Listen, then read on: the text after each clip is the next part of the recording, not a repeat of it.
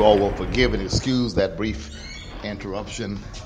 I told you we'll get more professional as time moves on. I apologize for that, especially for those of you who have been listening live. Nevertheless, and so picking up right where we left off, along that same vein, I was talking about people in the Department of Corrections who have just entered the department. And what I'm basically trying to say is that I understand when the person is sort of saying, hey, I just got the job. I don't have any authority. I haven't proven myself, so I don't really want to speak out on any issues that might be considered controversial. But once you have been there, proven yourself, and got some rank, you ought to grow a pair. And so as it relates and pertains to these athletes, you know, it's your first year on the Lakers, and you know you barely got a minimum contract. I could see you not wanting to say anything or ruffle any feathers, as they would say. But now you've been on the Lakers for a couple of years, and you're making $20 and $30 million per year. If you're still afraid to speak out on any issue that might be considered controversial, if controversy still alarms you at that juncture, then it's probably not difficult to assume that you're never going to grow a pair. And that is what I'm saying. A lot of these guys are earning, $100 million per year, and they're still afraid of their own shadow. And these people irk me. These people piss me off, to be quite frank with you. And I don't like it.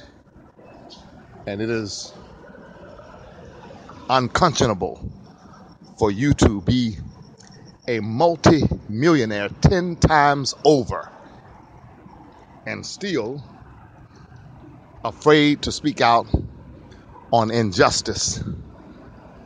I don't have anything for you. And so Mayweather, even though I'm not really here to talk about Mayweather, he reminds me of one of those guys. And when you're that materialistic, that flashy, I kind of have a problem with that. I really do. Nothing wrong with having nice things. Work hard, you deserve to have basically what you want to have. I don't have a problem with that. But when that's all you think about, and there's no substance there, and there's no altruism, no true altruistic spirit, no philanthropy, I have a problem with that. That's just me, just my own little silly ways. And to be honest, I don't know how these guys sleep at night. I used to, I'm just being quite frank, because I've had a little bit of money in my lifetime. And when I get it or have it, I'm always thinking about those who are less fortunate than I am. I'm always saying things like, hey, I'm driving in a $50,000 car. What about those people who have no cars? What about those who can't even afford the bus? I mean, that stuff crosses my mind, and it doesn't guilt me to the point that I can't purchase the things that I want for myself, but it does cause me to stay humble. And it does cause me to be altruistic. And so Hal Floyd and all those guys run around with $200 and $300 million in the bank and won't do anything for those who are less fortunate than they are, or will throw them some crumbs, like a couple of $1,000s, and act like they've done something big. I don't know. I can't speak for these guys. Donald is the same way.